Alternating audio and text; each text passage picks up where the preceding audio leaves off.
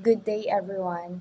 Today I will be discussing the first part of A Legacy of Heroes, the story of Bataan and Corregidor. Kagitingan, Corregidor, Bataan, and their heroic legacy. This tells the true story behind the forgotten war of Bataan and Corregidor.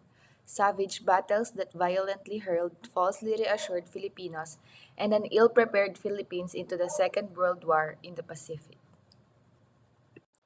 Despite the vigorous fight of the primarily Filipino and American defenders, the United States government pushed assistance to the loyal but unwarily naive Philippine Commonwealth to the back burner of America's commitment to their European allies. So now let's explore the two of the most significant sites in Philippine history, Bataan and Corregidor. Bataan and Corregidor were central in the defense of the Philippines against the Japanese invasion. During the early months of 1942, Filipino and American forces stood their ground in these two locations, fighting with extraordinary courage and resilience. The fall of Bataan on April 9, 1942, and Corregidor on May 6, 1942, marked a crucial moment in the Pacific War. So now let's move on to what happened on December 1941 to May 1942 in Bataan and Corregidor. So it states here that the Battle of Bataan was the defense of the Philippines by General Douglas MacArthur's Philippine Army controlled by Headquarters, United States Army Forces Far East against the invading Imperial Japanese 14th Army commanded by General Masaharu Homa.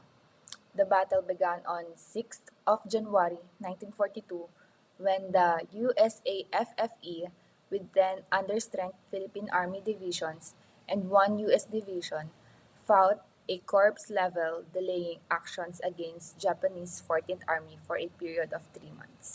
This was under the assumption that they would be relieved by the resupply and troop transport fleet from the U.S. However, that assumption proved to be false and no relief came. The U.S. and Philippine troops had a severe shortage of serviceable weapons, ammunition, and field equipment that was also outdated. Most units also experienced personnel and combat training shortcomings. This was compounded by low rations of medical supplies which caused starvation and disease. All of these conditions culminated to a combat ineffective army after 3 months of fighting. This caused General King to surrender his remaining troops on 9th of April 1942. His decision was based on that his troops no longer had the means to resist.